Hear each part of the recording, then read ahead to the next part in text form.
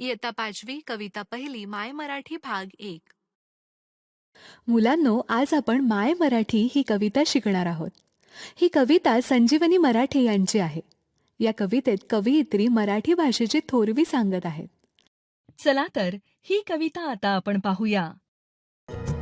माय मराठी तुझिया पायी तन मन धन मी वाहिले, तुझिया नामी तुझिया धामी अखंड रंगुनी राहिले. माय मराठी माय मराठी.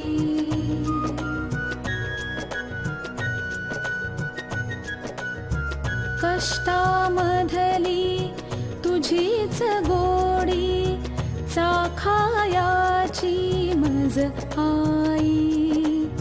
मला आवडे तुझा विसावा तुझीच निर्भर अंगाई. मुलांनो, तन म्हणजे शरीर, वाहिले म्हणजे अर्पण केले. कवयित्री येथे म्हणतात की हे माय मराठी, मी तुझ्यासाठी माझे तन मन धन अर्पण केले आहे. धाम म्हणजे घर. तुझ्या नावामध्ये तुझ्या घरात मी कायम रंगले आहे. हे आई, तुझ्या कष्टामधील गोडी मला चाखायची आहे. मला तुझ्याजवळ विश्रांती घ्यायची आहे. तुझी अंगाई मला ऐकायची आहे. मुलांनो, अंगाई म्हणजे काय?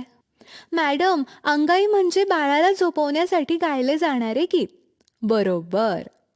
तर कवयित्री म्हणतात की अशी ही तुझी अंगाई ऐकून मला तुझ्या मांडीवर गाढ झोपायचे आहे.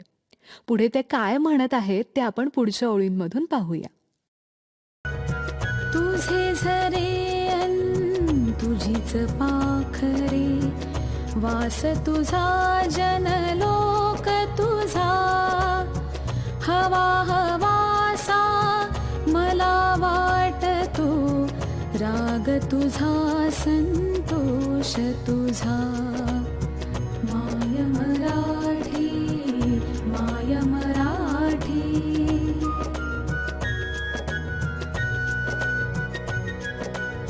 माय मराठी तुझिया अंगी लोळण घेते बागडते.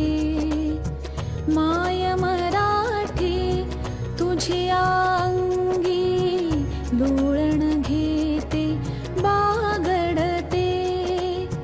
तसेच अलगद तव आभाळी भरारणे मज आवडते. जनलोक म्हणजे माणसे, संतोष म्हणजे आनंद.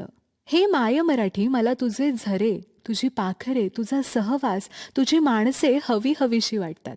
इतकेच नाही तर तुझा राग आणि तुझे प्रेम सुद्धा मला हवे हवेसे वाटते. हे माय मराठी, मला तुझ्या मांडीवर झोपायचे आहे, खेळायचे आहे. तसेच मला तुझ्या या आकाशात संचार करायला आवडते.